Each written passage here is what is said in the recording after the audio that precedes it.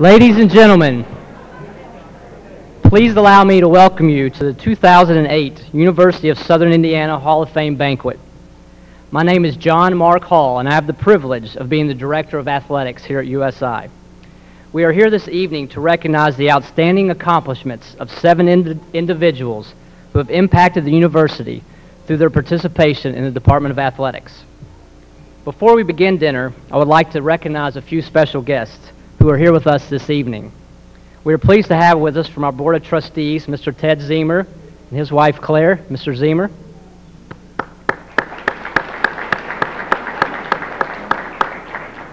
And Ms. Jamie Johnson, our student trustee, and Andrew McGuire, her guest.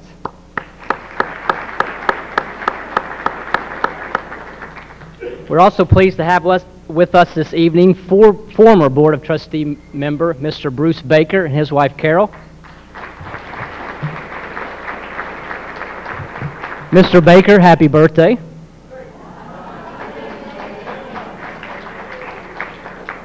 Also in attendance this evening, we have some members from the Hall of Fame class of 2007.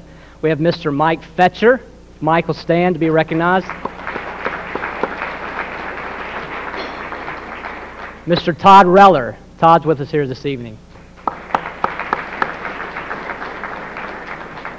And also the widow of Dr. Charles Bertram, Miss Mary Alice Bertram. Mary Alice. At this time, please enjoy your dinner. We'll be back with you shortly. Thank you.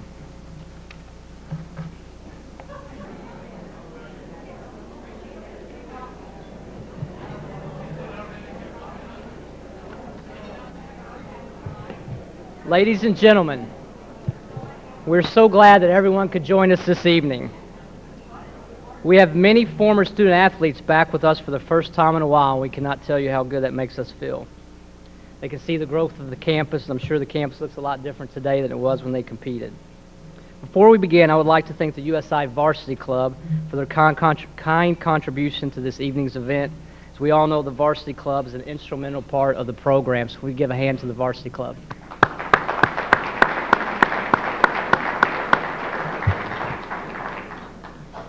In the world of athletics, there are many terms and cliches that are used to describe individuals and teams.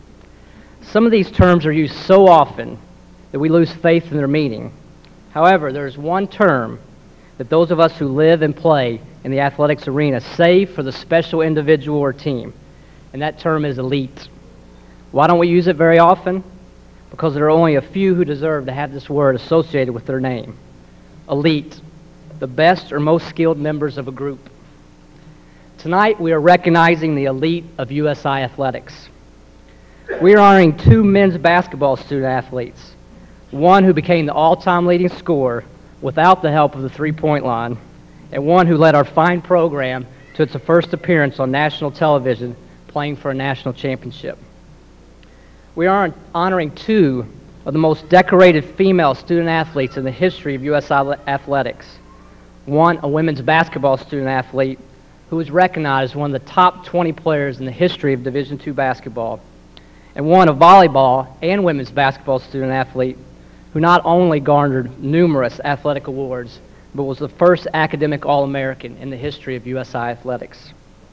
We honor a baseball student athlete whose left arm led the Screaming Eagles to 3 NCAA tournament appearances and catapulted him to the top of the all-time wins chart. We recognize and say thank you to a woman who was instrumental in the birth of women's athletics at USI by coaching 3 sports and laying the foundation for what is now a thriving, dynamic program. And lastly, we honor a coach who led his men's basketball team to the first and only team championship in the history of our institution and is still one of our institution's finest ambassadors. A few years ago, I was sitting at a table when a discussion began about the Great Lakes Valley Conference Hall of Fame. One of the individuals at the table was speaking on the merits of a former student athlete, and he said, quote, "He was really good." Another colleague of mine said, "Stop right there. This is not the Hall of Really Good." Ladies and gentlemen, tonight we are inducting 7 individuals into the USI Athletics Hall of Fame. Tonight we are honoring the elite. At this time, I would like to introduce you to Miss Randa Gatling, assistant women's basketball coach and senior women's administrator, who will introduce our first inductee.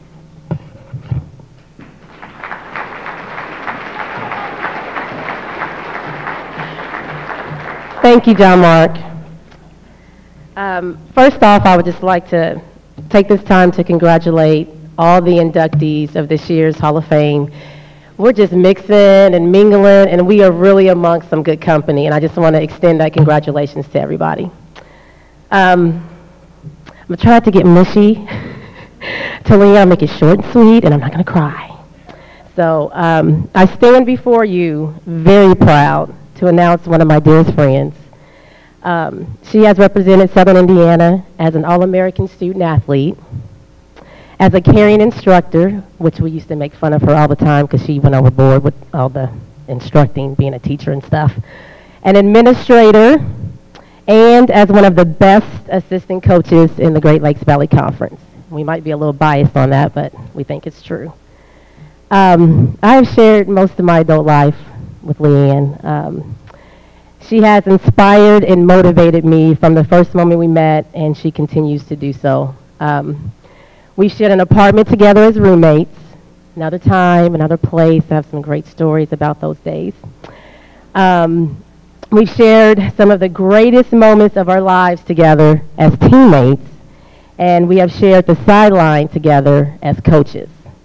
So I cannot see myself sharing the journey and any of those other memories with anybody else but Leanne. So it's been an honor. We have literally grown up together in this profession, and she has taught me so much along the way, and I feel blessed to have such a loyal, dependable, and influential person in my life. Now in her first year as head coach at the University of Indianapolis, I almost said Southern Indiana, I'm sure they know what a great addition they have in their program. Her team is now 16-4, which tomorrow at 1 o'clock, she's going to be 16-5. She plays. Yes.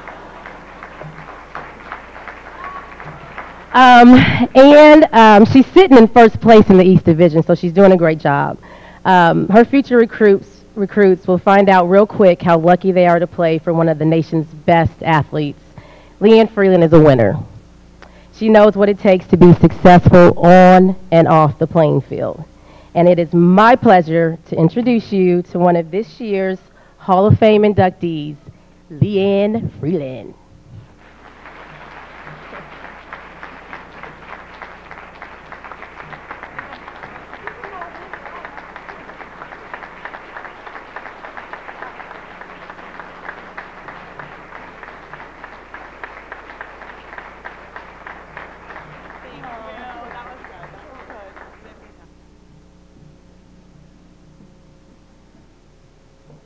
It is quite an honor to be here tonight. Obviously, I'm very excited to be back at USI after being gone for quite some time. Take a little hiatus.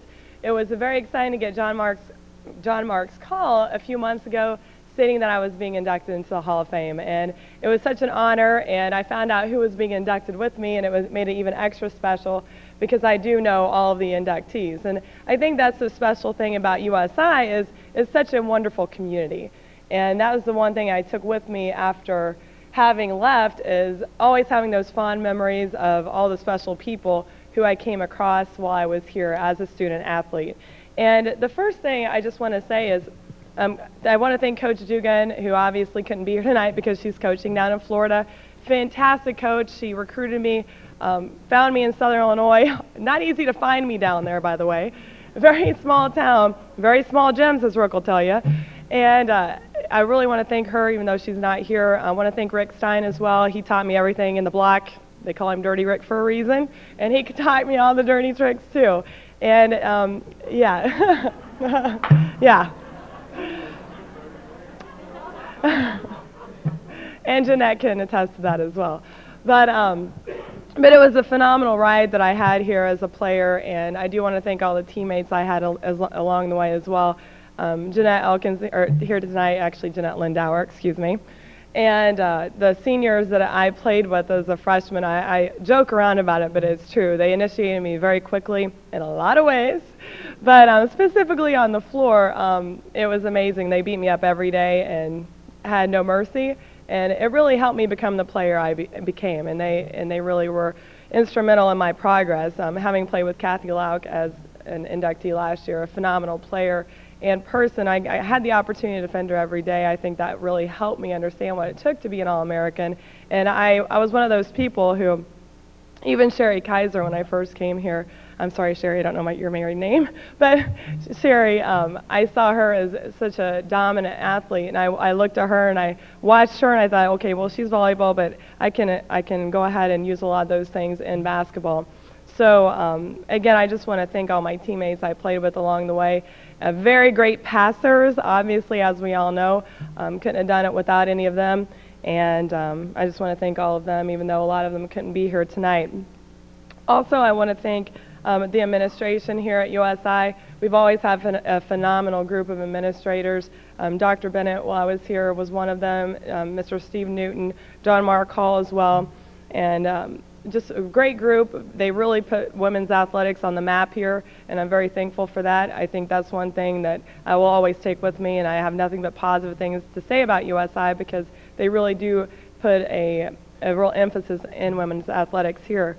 Also, I'd like to thank Ray Simmons, the sports information director. He's one of those people who's priceless, goes above and beyond. I know he spent hours just getting my name out there, trying to get awards for me and our team, and I want to thank him as well. There's just so many people. Obviously, all the varsity club members who have been a big part of what we've done here at USI, and very thankful to all of you. Say you all by name, but there are so many of you. I'll be up here forever. Also, last but not least, I want to thank my family who's been just with me every step of the way, literally have been beside me and behind me, and I think that's really the only reason why I showed up here at USI. They got a pamphlet out because I was just an innocent, naive young lady back in Southern Illinois. I didn't know anything about college athletics. They put a pamphlet together, showed up in Coach Dugan's hands. She went over and saw me one night, and here I am. So it was a great ride. I have extremely fond memories of all my time here. I have great friends, and obviously I want to say go USI as always. Tomorrow at 1 o'clock, though, it will be a battle, Randa, just so you know. So anyway, thank you again. I appreciate it.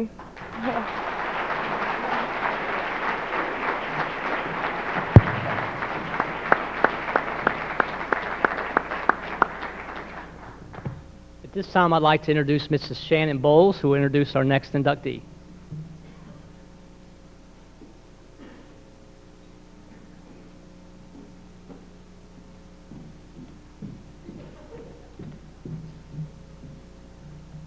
I have been given several directions about what I can and cannot say, what I can and cannot talk about. I can't get mushy. I cannot talk about our son. He's 2.5 and he's gorgeous. Looks just like his dad.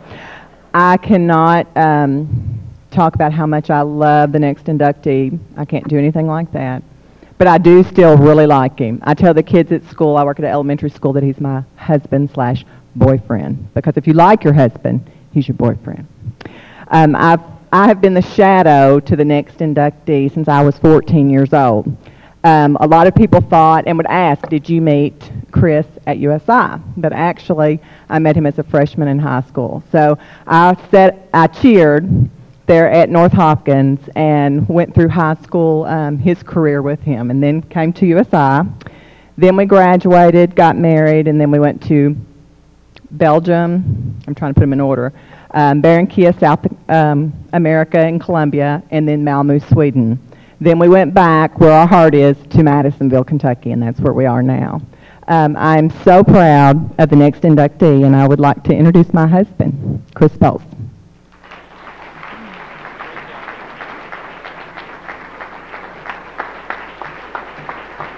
That was not mushy.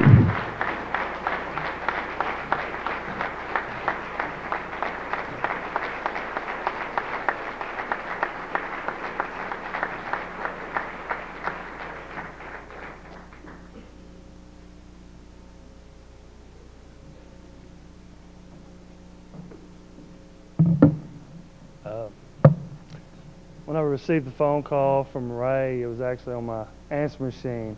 And my first thought, as crazy as it sounds, is maybe they found another semester somewhere, eligibility.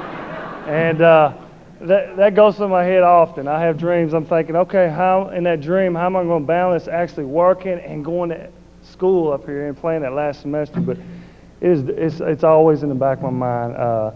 It was a great time here. I'd like to thank my wife, my mother, for getting me through the first year. It was definitely a challenge for me. I'm a homeboy to the highest degree. I mean, to leave Madisonville was a hard thing to do, and I know that USI was probably the only place for me that would have made it possible for me to stay and do as well as I've done here. I'd like to thank Dr. Bertram. I know he's listening here tonight. His wife's here. He played a large part in the reason why I'm here today. He was able to accomplish something that I felt wasn't going to happen. I went to Western Kentucky out of high school. I went to part of one class, and I lost the whole semester, well, a whole year. And Dr. Bertram came to my aid and really went to bat and accomplished another semester for me. And I think it changed my life. I'd like to thank the friends that I gained while I was here. They were much more than just teammates. They were somebody that got me over the hump, got me through rough times, and urged me on, as well as the coaching staffs. They were always pushing me. You know, I had the goal of wanting to play ball after college, and they were always behind me, and very encouraging.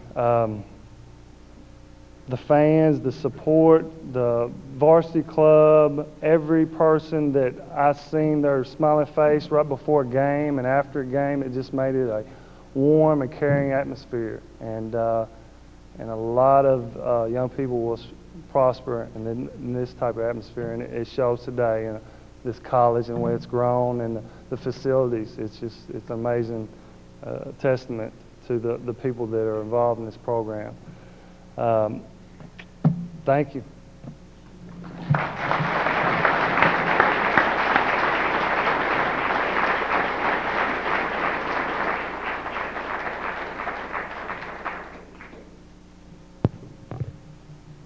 At this time, it's my pleasure to introduce Mr. Mark Beal, who will introduce our next inductee.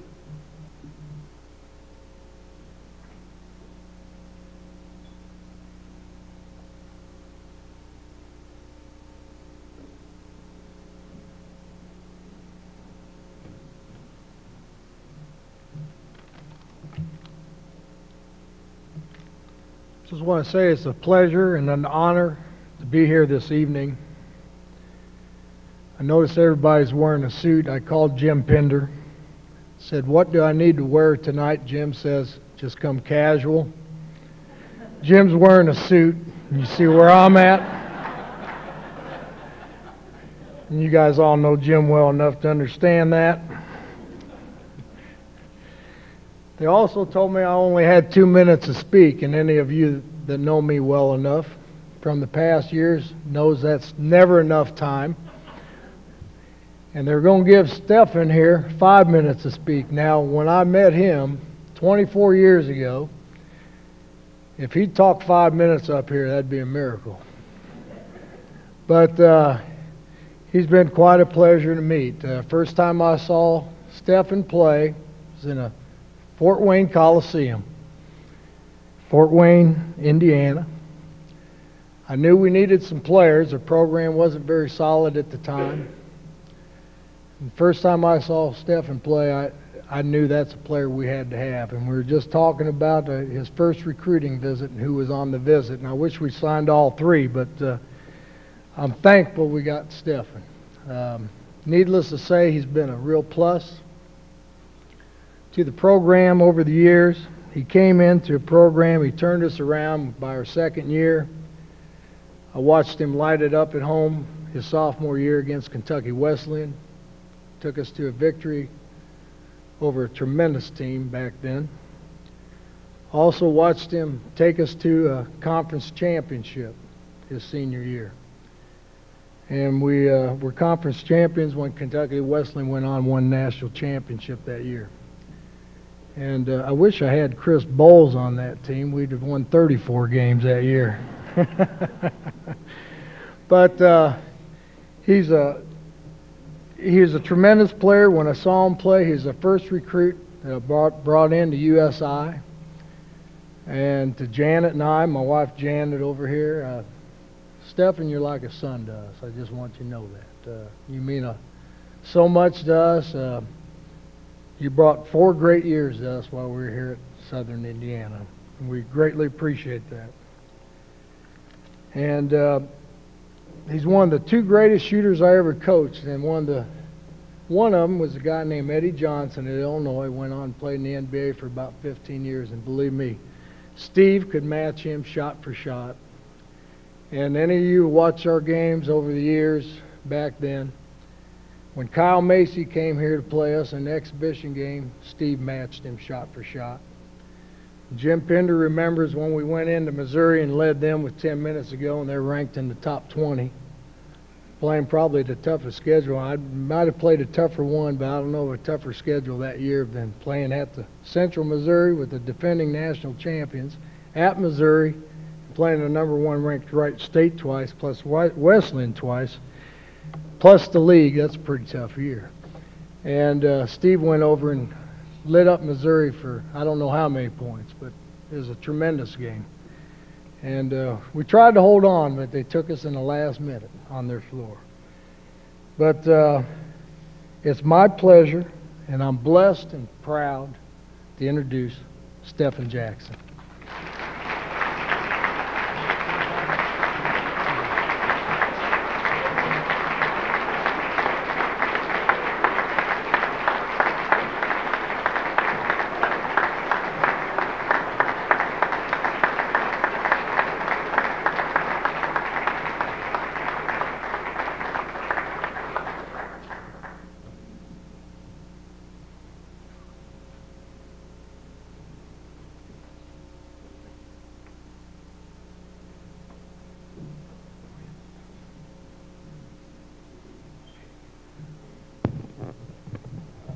Thank you, Coach Bill.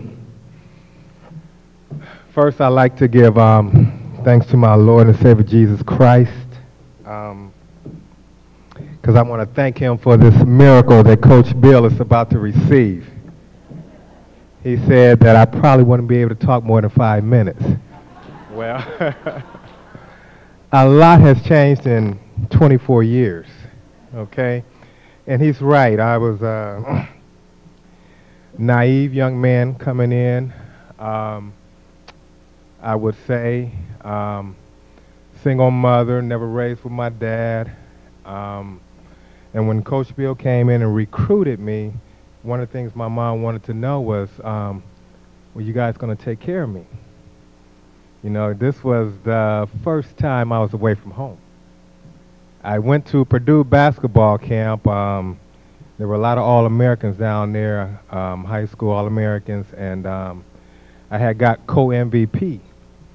But I wasn't able to accept that award because I left early because I was homesick. So he's right.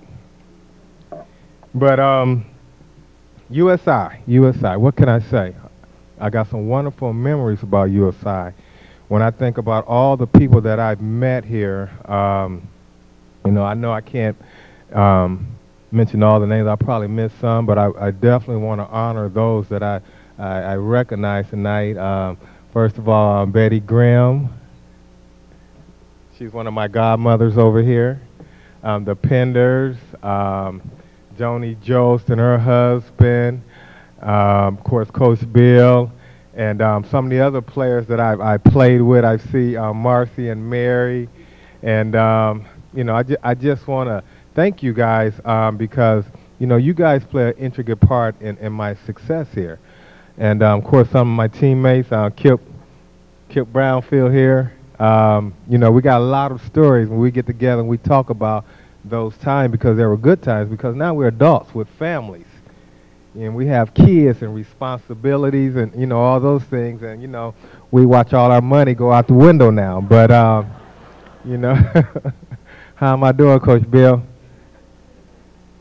No, but I do. I take this honor, and I'd like to thank you guys on the committee that selected all of the candidates this year. Everyone well deserving. There's a couple I've not met, but I've seen. I'd like to get to know. I was just thinking, man, the basketball was the vehicle that brought us all back, or shall I say, brought me back through athletics. Brought all of us back here, and being here initially the first time I came in, to play basketball, and basketball is what I did. So initially, I didn't graduate, and so I left out and I went back to Fort Wayne, and I was working, and I used to have this dream. I was like, I'm making decent money, and I'm taking care of my family, and I'm doing things, but I used to have this dream that I would wake up at age 40 and there would be a shift in my life. And if I didn't have a degree, that I wouldn't have anything to bargain with to get something similar, equivalent, or even better. And so, I don't know, is Dr. Petronic here? Is he here tonight, Dr. Petronic? Well, Dr. Petronic was my advisor in sociology, and him and I stayed in contact. And he gave me a call, and he said, well, Stephanie, I know you want to come back and finish your degree. He said that we got a new coach here, and he's doing some good things, and he said you should give him a call. And I want to give that coach, which is Bruce Pearl. I gave Bruce Pearl a phone call, and I said, Coach, I'm Stephen Jackson. I'd like to come back and finish up school. And his direct words were, great, we'll pay. So I was able to come back and finish my degree through help of Coach Pearl and USI and the alumni, and I'm sure all of those that contribute to that effort. I was able to come back and complete my degree, and so I'm just so thankful. And all you people that are here are the ones that made that possible. Coach Pearl didn't have to do it. You all didn't have to do it. You guys don't have to come to the game, but I know you guys come out and support all the athletes because you love us, and we're just so thankful for that. So I just want to make sure that we give you guys all the credit. So give yourselves a round of applause, please.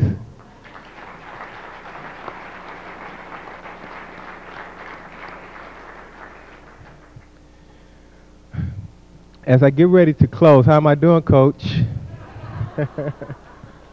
As I get ready to close, I've been in education for 18 years as a professional conflict mediator in Fort Wayne, 16 years.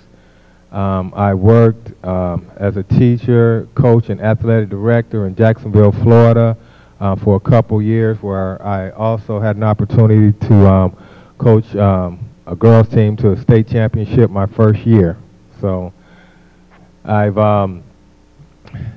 got to a point in my life where there was another shift, where everything was coming and a lot of success, and I thought that I had the job that I really wanted, and you athletic directors, like, dream come true. You at all the events, and you get to see all the players come in, and but there was something missing.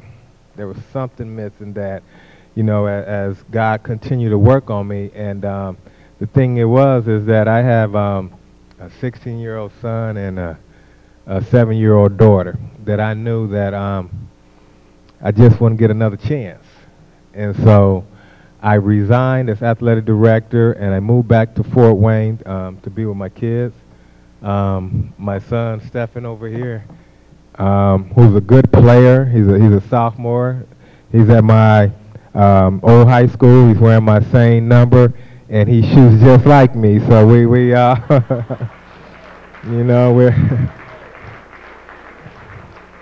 so I wanted to come back and see him through. But as I close, again, I just want to thank you all for those awesome times that we've had and shared here at USI. And again, thank you. God bless you.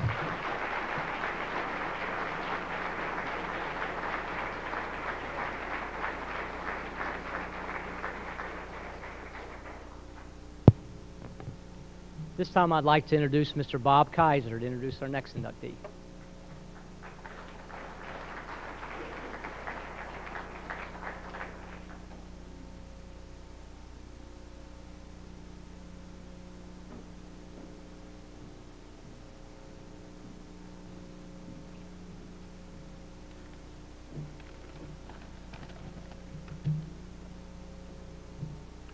Good evening, everyone.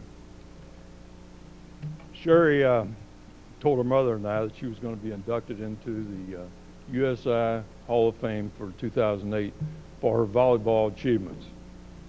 As parents, we were very honored and proud of for her to receive this honor. Then she dropped a bombshell and said, "Dad, will you introduce me?" Talk about somebody being proud. I was prouder than proud. And so here I am. At the age of 3, she started displaying her athleticism at home and away from home. We would go out into a store, and she would do, if an aisle was open, she would be doing cartwheels. I'm so glad that she wasn't spiking the ball at the time. We'd probably been paying for that store.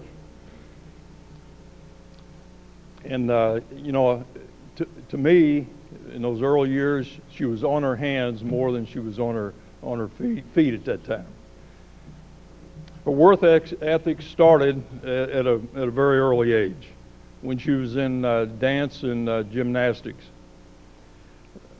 When the instructor would give her a routine to do, she was eager to do it and wouldn't stop until she got that completed. Sherry attended her first volleyball camp in the 3rd grade and fell in love with the sport. When she did that, we concocted a way to have a net system for her to play, and there were probably a lot of parents out here that did that. We get a pole and put hooks on it and put it in a concrete tire, and she would practice. She would take this, I mean, literally roll these tires out into a flat area, and can't you imagine? When you see Sherry, you'll know, and she's been that size all of her life, rolling these big tires out. She would practice her spiking and serving, and we couldn't believe it. Also, a lot of times she would after dinner would go out and start hitting balls up against our retaining wall. I mean, for hours she would do it. And you could hear that thump throughout the house forever. She went ahead and joined her volleyball team. Through that enthusiasm and hard work, she wound up taking them to the first regional, and shortly after that she was awarded a scholarship to USI. Sherry is our middle child with an older and younger brother, and they, along with their families, are here tonight to celebrate this honor with her. Speaking of the boys, Sherry would go with the kids, with those boys, to our basketball practices. I volunteered to coach the boys at an early age, and when we didn't have enough players, Sherry would fill in. This was probably right after that, she decided to try out for our basketball team. This was in the 8th grade. She made the team, and one practice, and the coach's son is here tonight, as a matter of fact. One practice, she's an 8th grader, hadn't played a lot of organized ball. He asked her to go to the baseline and then go to the top of the key. She came home that evening, and at supper time, she asked us, "Where is the baseline and top of the key?" You all saying, well, so, but she didn't know, but After, she didn't know that terminology at that time, but she went on to be a top athlete in their high school team and lead them on to a lot of winning games. To me, a member of the Hall of Fame is a person possessing great achievements and character. Sherry's accomplishments through sports speak for themselves. She finished her career at USI holding the all-time volleyball records in 3 categories, as well as the highest hitting percentage in a season. Sherry was a 2-sport athlete here at USI. Besides volleyball, she was also a member of the women's basketball team 3 years, 90 through 93, and made the GLVC All-Academic Team 1992 and 93. It is my honor to introduce USI's first academic All-American, 3rd team in 1993 in volleyball, the only USI volleyball player to receive GLVC Player of the Year twice, 1992 and 93, cum laude graduate with a degree in business. My daughter, Sherry Kaiser Scott.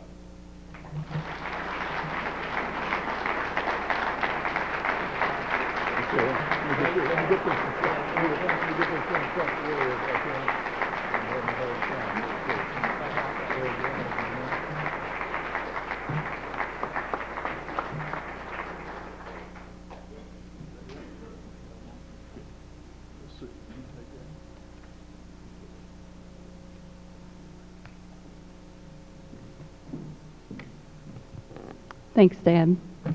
Public speaking does not run in our family, so stay with me. I'm very honored to be here tonight with this Hall of Fame class among such accomplished athletes, coaches, and contributors. I've had a passion for volleyball as long as I could remember. 18 years ago, when I found out that I was going to be offered a scholarship to play volleyball at USI, I thought, wow, this is great. It's like getting paid to play volleyball. What they didn't know was I would have played for free. So being here today is such a thrill because I feel I'm being honored just for having a passion for volleyball. My parents and I visited many schools on my quest for a college that was right for me, schools with and without scholarships on the table. USI was my last stop. I knew after spending just a few hours here where I would be spending the next 4 years of my life. And as it turned out, it was a perfect fit. No award that an individual receives can be attributed to their actions alone. Every person, every event along the way prepares us as individuals. Thank you to my parents, Bob and Marquita. They were my cheerleaders, my chauffeurs, my bank account, my coaches, and my counselors. They never allowed me to think I was something I wasn't, but at the same time gave me the confidence to believe that I could achieve great things. I have 2 brothers, Keith and Jason. We were all 3 involved in sports and other activities, but they always managed to make it to all of our events. I was a little spoiled. I was probably the only student here at USI who had their own personal freezer. I'm not talking about the top shelf of the freezer. I had my own personal freezer. And every home game, my mother would come with homemade frozen dinners and put them in that freezer, so my freezer was always full. And of course, as we all do, I went home with 10 loads of dirty laundry and came back 2 days later with 10 loads of clean laundry. And I have to mention the time that I called her 2 days before we went and played Bellarmine, which was close to my hometown, and asked her if she could prepare a good home-cooked meal for me and my 11 teammates. She did not disappoint. And for my dad, for the concrete poles, and let me bang that ball up against the wall. And for the year that he packed me up to come home for the summer, and then 2 weeks later he had to move me back. One of the toughest decisions I had to make at USI was deciding to quit basketball my senior year. And even though it meant probably giving up a scholarship, they listened and supported my decision. Mom and Dad, thanks for everything. And for my coaches, now that I'm a mother of 3 wonderful children who are sitting still, Emma, Jay, and Elena, and I've had the opportunities, or I don't know if an opportunity is a good word, to coach their teams. I have a new appreciation for my coaches. Thank you, Don Van Hall, for offering me the scholarship and allowing me to continue my passion for volleyball. Thank you, Coach Kelly Boyd, who took over the program in 1992 and pushed it in the right direction. Looking back, I didn't even realize what effort it took to be a coach. It's more than just showing up for practices and games. You have to put together a tough schedule, coordinate transportation, accommodations, and driving 12 women in a cargo van. Thank you to my teammates. I was the only recruit that came in 1990, so it was a little intimidating. They really took me under their wings. The first thing that they did was try to change my accent. And then they showed me the pre-soccer game ritual, which I'll leave that to your imaginations. Especially for my teammate Leah Parsons, who became my roommate, one of my best friends, and my maid of honor. And for my setter, Michelle Weeses. She was the primary setter from my sophomore to my senior year. And I'll admit that Michelle and I were not the best of friends off the court, but we did have a connection on the court. And I wouldn't have the stats I do today if it wasn't for her. And for all the recruits that came in after me and made my senior year the best one ever. And thank you to the coaches and players who allowed me to play two sports. Volleyball would last just long enough where I'd miss the 2-a-days and the 2-mile runs. The Monday after my last volleyball game, I was on the court with the basketball team. They never gave me too much grief for missing the conditioning, and they got me caught up. And thank you to the one special teammate, Danielle Slaughter Ward, who made road trips and sitting on the bench that much more fun. She became much more than a teammate to me. Thanks to the varsity club, who supported the women's sports at the same level as the men's. And thank you to those who remembered me, who nominated me, and who voted for me for this Hall of Fame class. As I've mentioned before, I have a passion for volleyball. I married my husband Bobby just because he could cut the ball better than I could. I volunteer to coach my daughter's volleyball team, and I still accept every chance I get to play volleyball today. So again, to be honored for my achievements in volleyball that came from a simple passion is a thrill. Last year, Kathy Locke said she chose USI to make a difference. I have to admit that my intentions were a little more selfish. I just wanted to do something that people would remember. And now, thanks to John Mark Hall and the establishment of the USI Hall of Fame, every athlete, coach, and contributor that walks through the doors of the PAC Arena will now have the opportunity to make a mark in USI athletic history and be remembered. I know that USI will be the perfect fit for many athletes to come. Thank you for including me in this Hall of Fame. It's a true honor.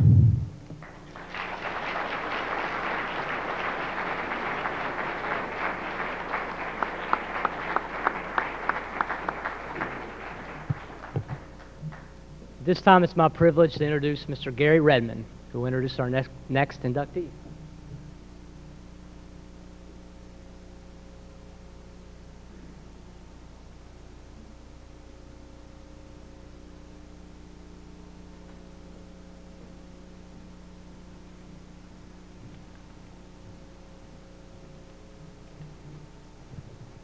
Well, good evening. What a night.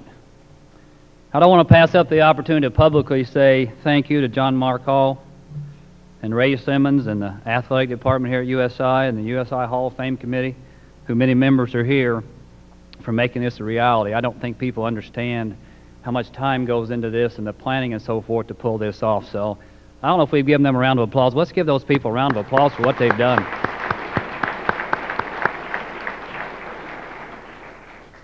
Todd called and asked me if I could be here tonight and if I could introduce him, and that's quite an honor, and I'm so glad I could work this in and be here tonight for him. Of course, we all call him Nemo, and that's what I'll probably refer to him quite a bit as, Nemo. Nemo was the second USI baseball player to be inducted into the USI Hall of Fame. Last year in 2007, Todd Fetcher was inducted, and I just can't believe I've had two players and they're left-handed pitchers that get inducted into the Hall of Fame. Left-handed pitchers think different. For those that have coached baseball and coached left-handed pitchers, you know exactly what I'm talking about. I'm going to remind both of you, you're in the Hall of Fame because you can pitch. They all think they can hit. So somewhere in your speech, Todd, you got something about hitting, so scratch it off there. You're here because you can pitch.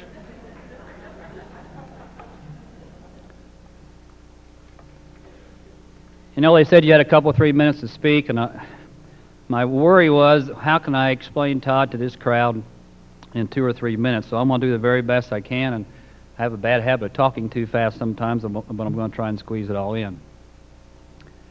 A little background on Todd. I think most of you know that Todd plays high school baseball days at Monterey High School for Coach Carl Vogel, and I think Carl's here tonight.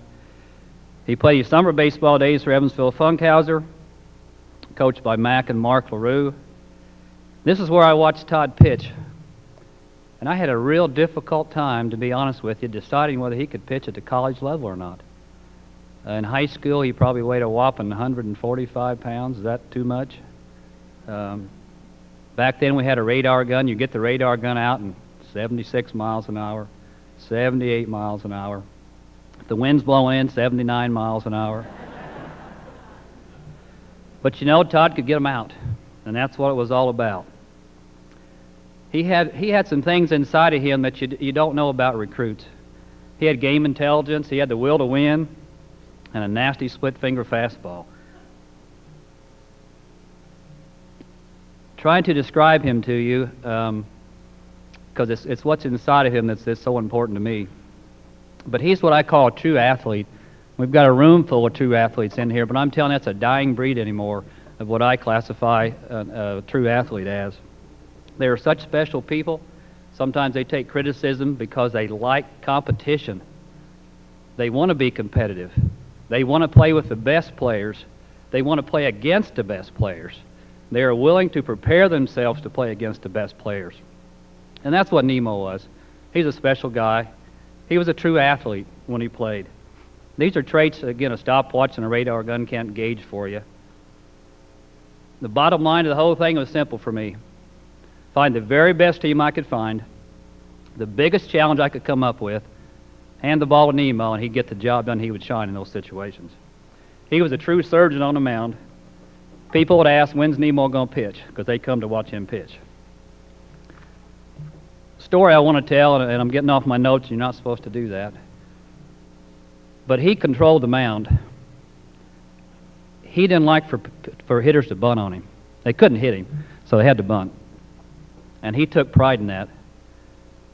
He would know they were going to bunt before they knew they were going to bunt. I've never seen anybody throw the ball, be in there and field a bunt like he could. He'd have grass stain on him and so forth, and our assistant coaches would give him such a hard time. And there was nobody who was going to bunt on Nebo. And after the game, his uniform would be dirty and grass stained from all that. Of course, he'd go back and talk to the players, and they asked him what happened. He said, well, Coach let me hit there in the late innings, and I got a triple. Well, as it shows on the board, Nemo did come to USI, and we did recruit him. He had an outstanding athletic career, had an outstanding academic career for 4 years.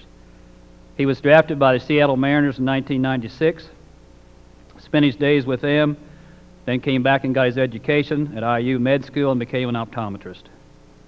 He now resides on the west side of Evansville with his wife Babs, and his daughter's still here, Olivia, somewhere, or she's back there somewhere. She's out, okay.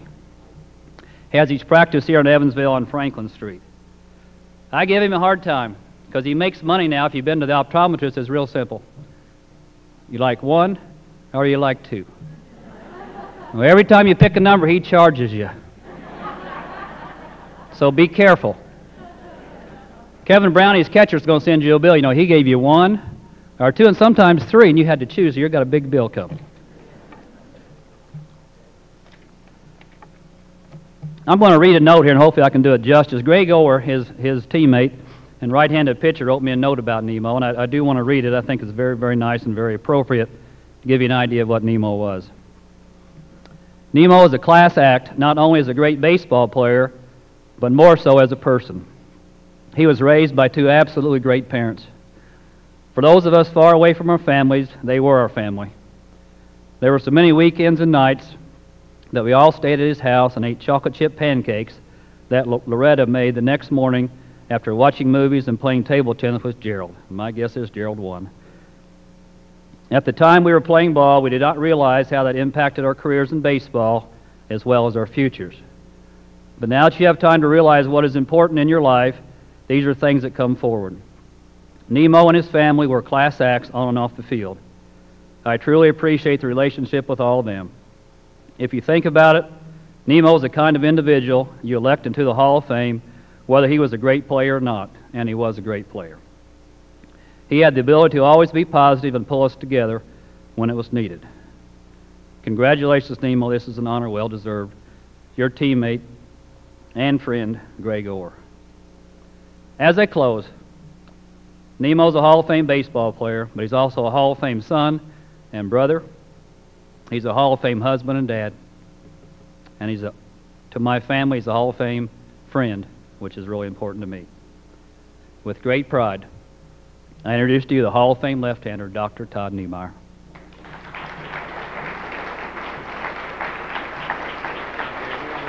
Yeah, that'd be fine.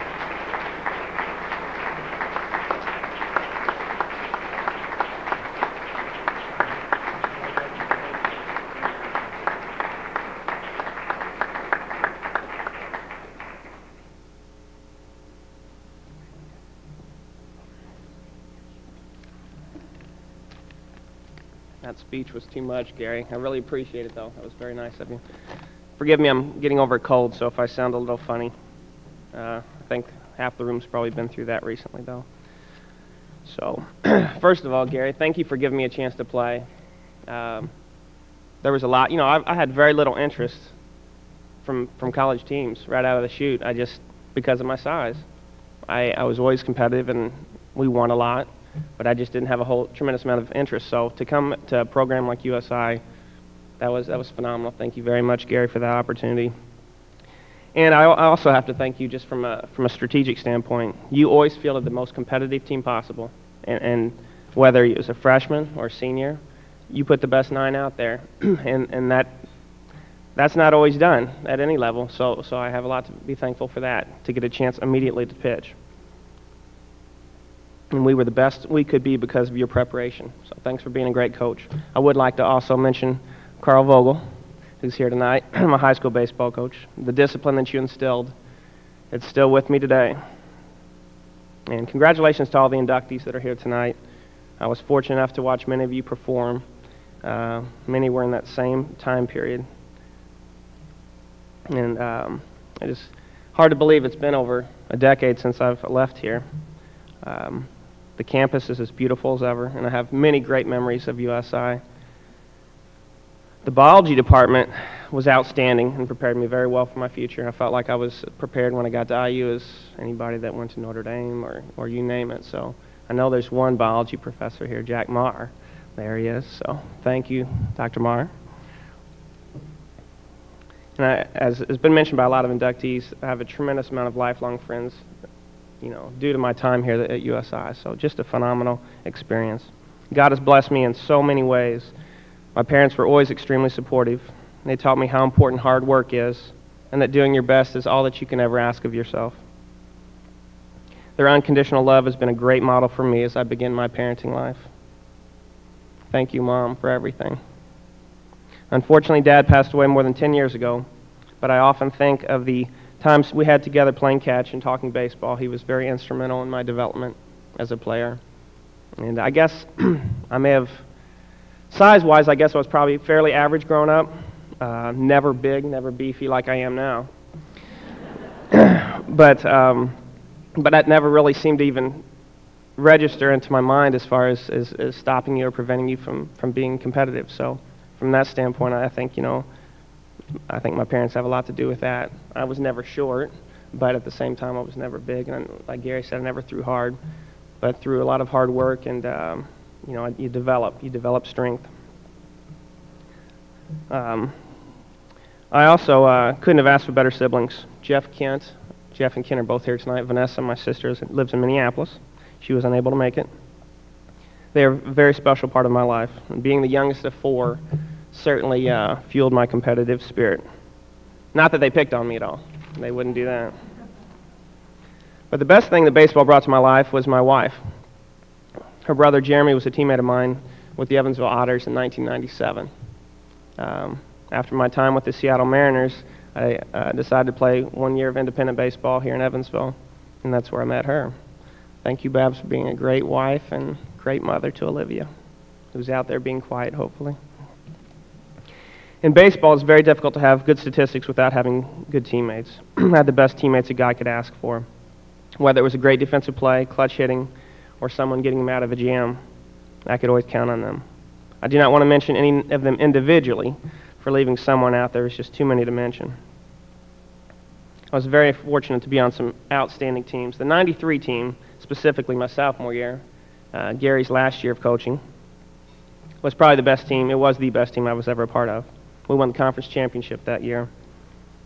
The best part of it is we knew that when we took the field we were going to win. You just knew it. It didn't always happen, but that feeling, that confidence you had as a team, I wasn't on too many teams that had that feeling, and it was just phenomenal. And those are the memories that I will cherish forever. So my take-home message is that my success, individually, was a result of our success as a team. Thank you all.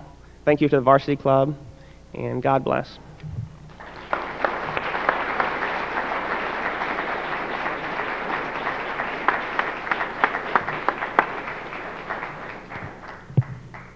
This time I'd like to introduce Dr. Jane Davis-Brzett, who will introduce our next inductee.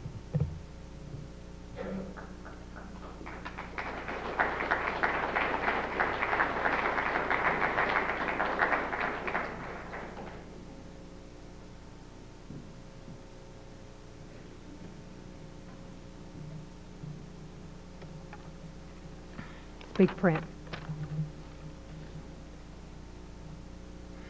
Ruth Waller came to ISUE in 1976. She was this pretty, she still is. Chunky, she still is. Lady, and she still is. By today's standards, she was hired to do the impossible, coach 3 major women's sports, basketball, softball, and tennis. And as if that wasn't enough, she was also a recruiter in student services. Ruthie and I have known each other a long time. Sounds shorter than when I say 3 decades. But my friend, it's been 3 decades. I've been involved with Ruth on a number of levels: marriage, birth of her children, death of her mother, birth of her grandson, through more health issues than anyone should have to endure. When you open the Guinness World Book of Records under the term medical marvel, you'll find a picture of Ruth. We're going to have to shoot you to get you to go. But it's that survivor quality that typifies Ruth Waller in all facets of her life. I know very little about her athletic achievements except what Ray has given me, and those were so long ago, before the invention of SIDs, that I'm not sure she remembers, but for nostalgia's sake, we'll just revisit a few. In 1976 to 1985, Ruth compiled a record of 102-94 in basketball and was the Southwest District Tournament champion in 1979. She was even more successful in softball. In 1980, her softball team was 3rd in the IAIAW, which stands for the Indiana Association for Intercollegiate Athletics for Women, and that was before the NCAA.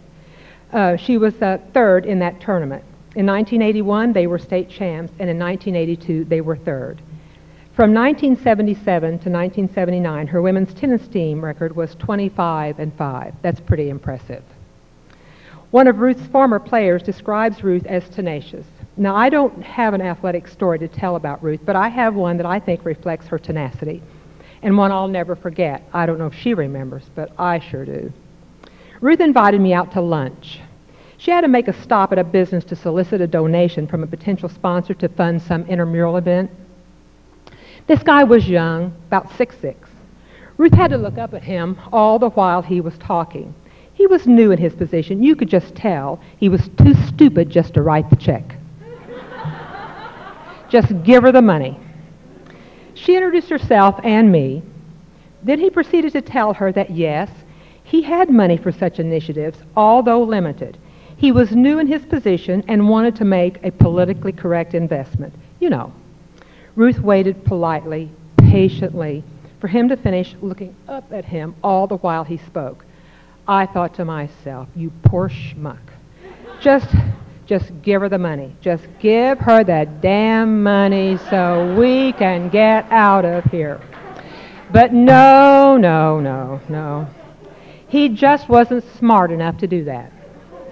So I just sat down because I knew that we were going to be there a while. Well, Ruth started in, and we all know how Ruth can talk and talk and talk.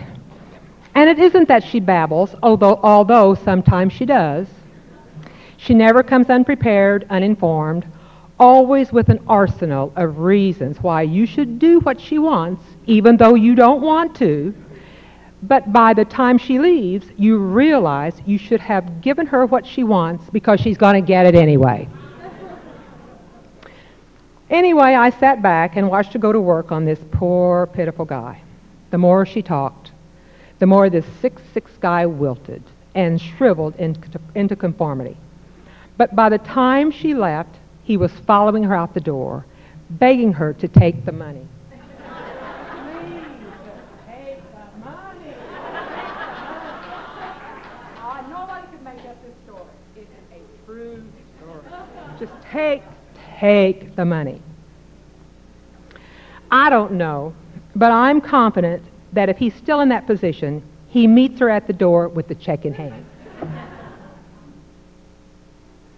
It's that tenacity, that grit that defines this woman. Her competitiveness, that never say die, never give up spirit that embodies her will to succeed, survive. Ruth, like a lot of women at that time, knew nothing or little about athletics. She probably played basketball, softball, perhaps tennis in high school physical education class, maybe played softball on a summer league, but had little opportunity to develop her athletic talents. But that didn't stop Ruth. She approached her coaching career as she approaches everything in life, with a commitment to excellence, doing more than anyone has a right to expect, especially for the students. The title phenomenal woman certainly suits this woman, for she is just that, a phenomenal woman. Ruth Waller.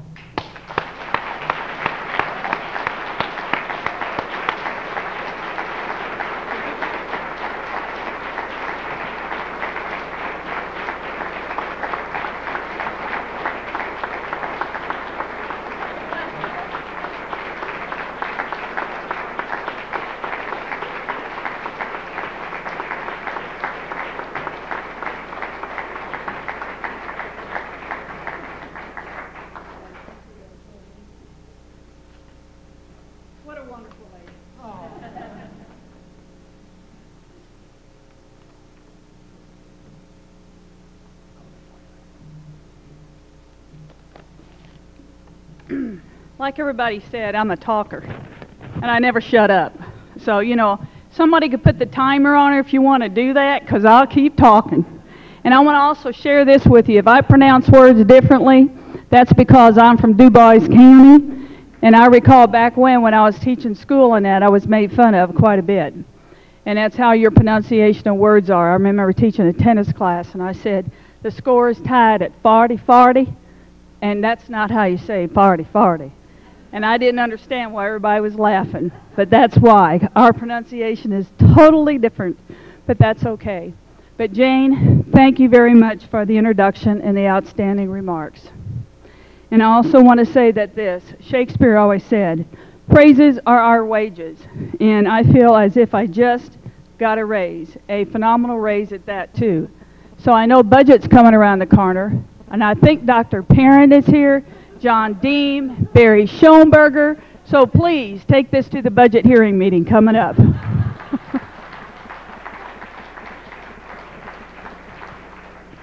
No, seriously, funds aren't anything for me.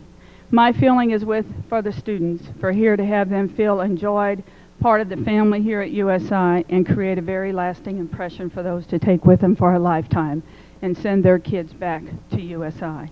And I think that is coming around the corner. And I want to extend my gratitude. I'm not going to try to stay on my speech, but you know, these glasses might be like the gentleman, Mark Beal, when he was up here doing this number. But this lady has one eye to use, so I might get lost in my paper, so bear with me. I would like to extend my gratitude and thank you to John Mark Hall, to Dan over here that's sitting, he's a hard worker just as well, and also to Ray Simmons that's sitting back there and works so hard for the athletic program, and also to the Hall of Fame Selection Committee for giving me this recognition and award. It is a distinct privilege to be honored tonight with the USI Hall of Fame athletes, Coach Bruce Pearl, and along with that, last year's recipients.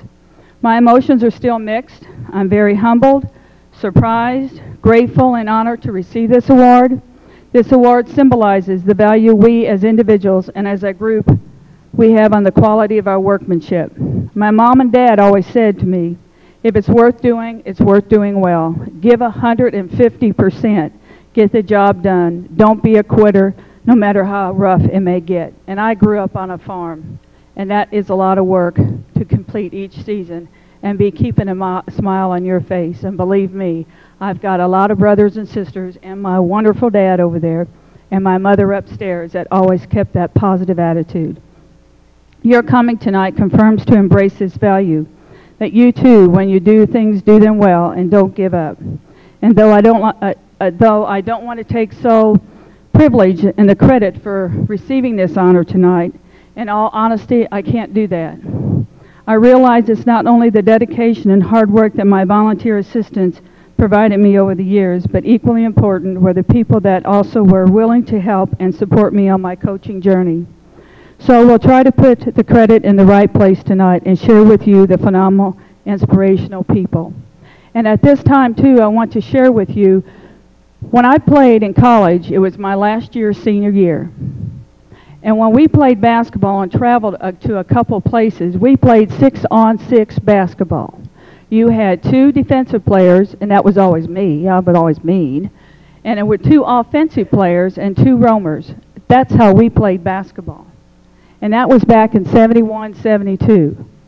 So does that tell you a little something, just how many changes took place over the years? That's quite a bit of changes. And I remember teaching at Holy Spirit Grade School. Volleyball was the big sport in women's athletics. And so was it in the high schools. You didn't have too much of interest in basketball. And you didn't have too much interest in tennis and some of the other sports that we have today. It has grown so phenomenally throughout the years. And recruiting, there was no recruiting here. And it was taught like it was an education class. It wasn't taught as coaches. I know nothing about coaches. I seeked out so much advice, so much direction, so much assistance from so many people to keep my head above water. And my players knew more than what I knew. Believe me, you can ask some of these athletes that are here tonight, and I will have them stand up shortly. And I'd also like to, for the help and encouragement of caring people like Dr. Jane Davis-Brzett, who offered me professional career advice and shared with me her honest opinions and recommendations for program improvements. And most importantly, a friend that was always there for me with a caring heart. Thank you, Jane. To the administrative staff, Dr. Bennett, Vice President of Student Affairs, and Wayne Boldinghouse, Athletic Director, for providing me the opportunity, confidence, and support to build the foundation of the women's athletic program. To Barry Schoenberger, Dean of Students, sitting back there, for his guidance and direction as I accept the responsibility of cheerleading and Eagle mascot coach, University Center Rec Room manager, and sorority advisor, and for his support and encouragement as I developed the dance team and pep band. To Tim Beaker, Director of Admissions a long time ago, for his spirit and assistance as I took on the responsibility as an admissions counselor. To the volunteer assistants, coaches, Charlie Lawrence, you're here tonight, I know, George Whitfield, Patty Gowdy, and Jack Marr, men's tennis coach. He was always out there and giving me advice constantly. Thank you very much, Jack. And all of these assistant coaches, volunteers, provided the players their enthusiasm, experience, support, expertise, knowledge, game strategy, and much more. To the devoted, loyal, and caring administrative assistants, Rita Murphy, Connie Whaler, I know you're out there, Donna Drone, Daleen Reeder, that went over and above their call of duty and logged in those extra hours to help me out. I wish to tip my hat, if I had one on, and say thank you and extend my appreciation to the 1970s and 80s and USI fans and varsity club members for their sincere support, loyalty, and eagerness to help. And a few people here that still are with me today and constantly supporting me, and that is Jack and Bert Bergdorf, Lloyd and Joni Joes, Joanne Wilson and Jackie Pender. To my dedicated, loyal, determined, and hard-working farmer players, and the ones who are here celebrating with me tonight, I thank you very much to understanding my lack of knowledge. Please stand up. Please, all of you that are here, stand up and be recognized. There were our foundation of the intramural of our program for women's athletics. Thank you, thank you. Back then, you were criticized quite a bit to get this program going. But you know what? I can handle any criticism that you want to throw at me anymore. No problem. I will smile back at you. I thank God for blessing me with a supportive and loving father and mother. Herbert, sitting right over here, wonderful, wonderful person, and Mary Ann. They were the most loyal, encouraging, and faithful fans. Thank you from the bottom of my heart. To my deceased brother David and my mom Mary Ann, who I am sure watching and celebrating with us tonight from the gates of heaven. To my brothers and sisters, Marilyn, Mike, Ron, Jan, Karen, Tim, Debbie, Mark, Keith, Shelley, and Jody. Please stand. I want my family to please stand up along with my dad. Please stand and be recognized. Stand. They're back there.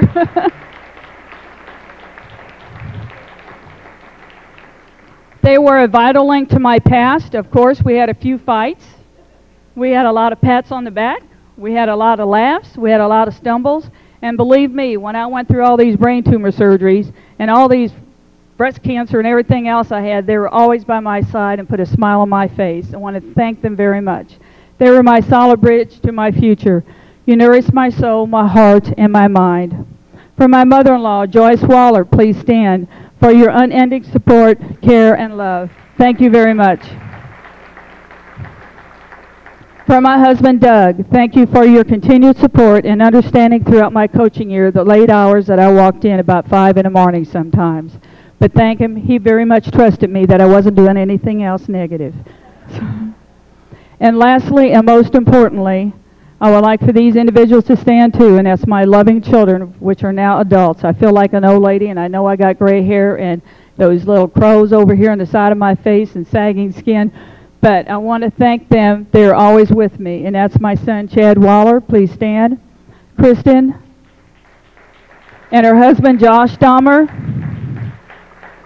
And if you haven't had the opportunity to see my wonderful, good-looking, handsome, young grandboy, and that is Luke Joseph Dahmer over there that she's holding, I'm very proud of them, too. I want to thank all of them. How much time have I got, you guys? Okay, I wrote this little memory lane card, and I want to read it to you. And I won't tell you a lot of stories that could go along with this. I had them in there, but I'd be up here another hour. But, you know, I won't do that to y'all. If you want to hear some of these funny stories, we were talking about those earlier, and I could tell you later if you want to come around. The journey, ISUE, USI Memory Lane. The journey of 1,000 miles begins with a single step. It seems like it's been a long time ago, 32 years, since I started coaching here at ISUE USI. I shared many days with a number of volunteers to build the foundation of the USI Women's Athletic Program. And that is something I just can't forget. There were some long days and hard work, fun and laughter. There were tears and triumphs and successes and disasters. But somehow we came through. When the going gets tough, the tough gets going. For example, playing in Indianapolis, 18 innings to win the state championship title to go to regional. 18 innings. Can you imagine that? Those poor officials were only paid for one game. And not only that, he made a bad call at home plate because it was very dusty, very sultry that day playing. My girl was at third base, if you remember, 2 outs with the last inning. I gave her very much of a privilege to go on her own to slide in at home plate, and she did that. She knocked the ball out of that girl's hand, but it was too dusty for that home umpire to see it, and everybody else did. Picked the ball up, and they called her safe. I went up to the umpire, and I said, I'm not mad, but I'm going to tell you what. You're going to have to pay double for this game because you're not going to get paid double. You're going to have to do 2 games here today. He came over and afterwards and thanked me to give that advice to him, so when we played again, he wouldn't do that and make bad calls. Yes, we worked hard and struggled to make things happen, and yes, the USI women's teams were dedicated hard workers to strive to survive the Indiana competition, such as Ball State, Notre Dame, IU. We had to play all of those. We had no divisional rankings whatsoever back then. So it was a lot of triumph when you had the opportunity to beat some of these schools. But their commitment, loyalty, and energy continued to run hot and fast. Through many individual efforts and much determination, we continue to create some outstanding teams and individuals. The adventurous road to success created many changes highlighted by positive accomplishments, such as campus name change, ISUE Lady Eagles, which I still have some of those outfits. USI Lady Eagles, that's a long time ago, folks. They're probably moldy. Off-campus practice and games at the YMCA, to on-campus games at the Physical Activity Center, and outstanding outdoor facilities at the Broadway Complex, Screaming Eagle Valley Disc Golf Course, and our sand volleyball and outdoor basketball courts. National affiliation with the AIAW to NCAA GLVC Conference. 3 coaching positions, no paid assistants, and additional on-campus responsibilities. To 1 head coach with no additional responsibilities and paid assistants. No recruitment funds, very limited scholarship, to a much improved recruitment budget and outstanding scholarships, plus some room and board. Past restricted program diversity and equality, to adherence to the Title IX compliance rule. Limited support, limited support, to outstanding student support, pet band, cheerleaders, dance group, mascot, and community support, and a large supportive varsity club. It's those memories and moments I know will continue to create a smile on my face and a caring heart. Now, USI athletic coaches and players, my wish is with you for a blessing from above, for continued positive adventures and successes in all you do. But most of all, seeing the eagle spread his or her wings and fly with USI pride. In closing, thank you with all my heart for offering a coaching job to a girl from a small town in Ireland, Indiana, with a big dream, and provide me the opportunity to wear the title of Athletic Hall of Fame Award. Again, congratulations and best wishes to 2008 Hall of Fame recipients for a successful and adventurous career and a lifetime of happiness. Thank you all very much, and God bless each and every one of you.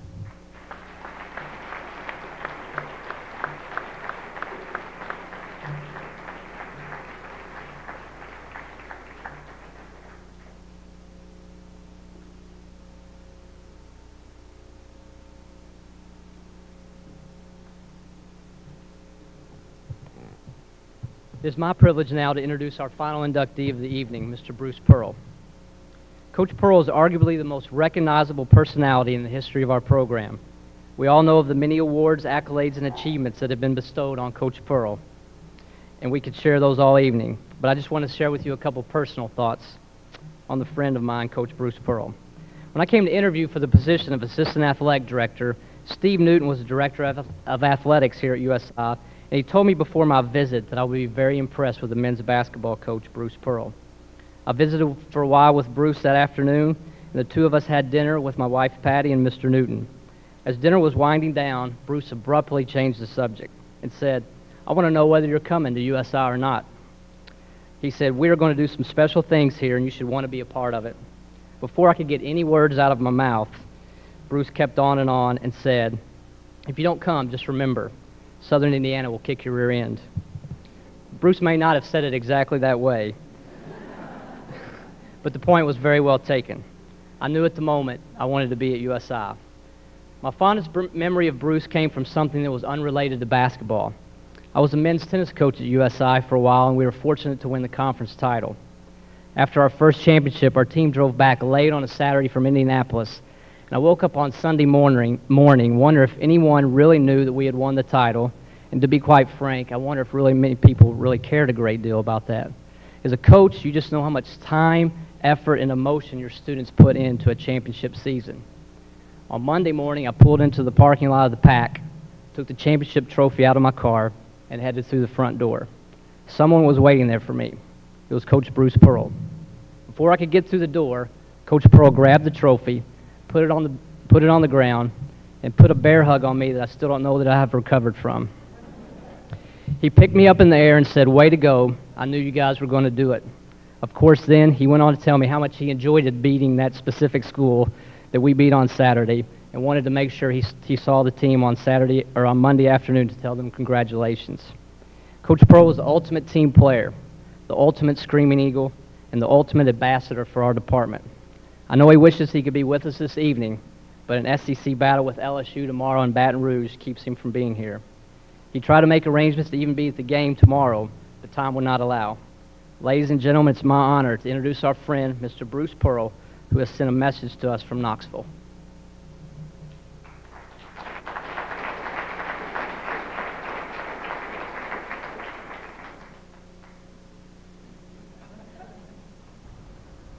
Good evening, everyone.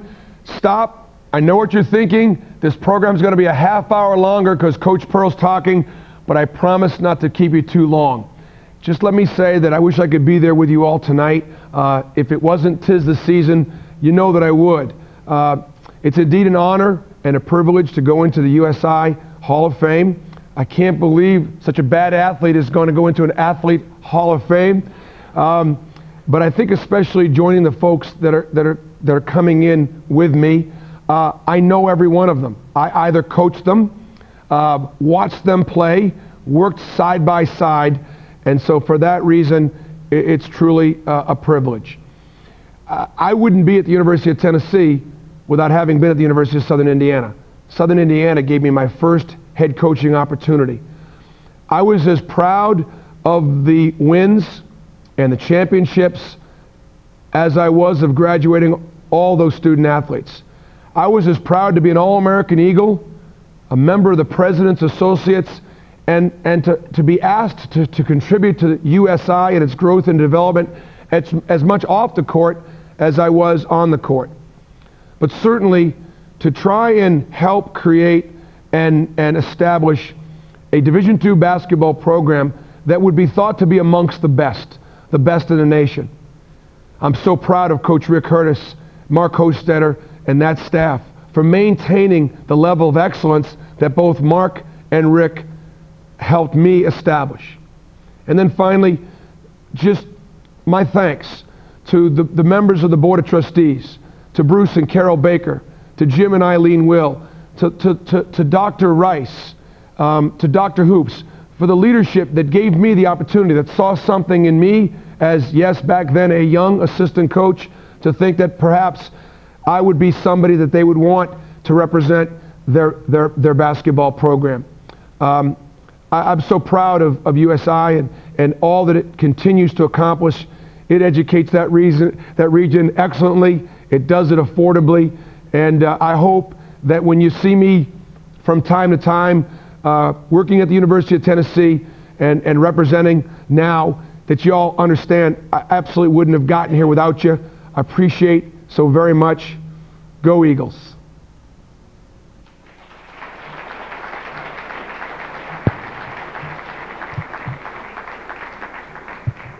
Ladies and gentlemen, thanks so much for being here this evening. I want to have a couple quick thank yous, if I could, to C.J. Regan from the special events staff, and Kim Shelton from the athletics office, and Dan McDonald, Elizabeth Randolph, who are with us tonight.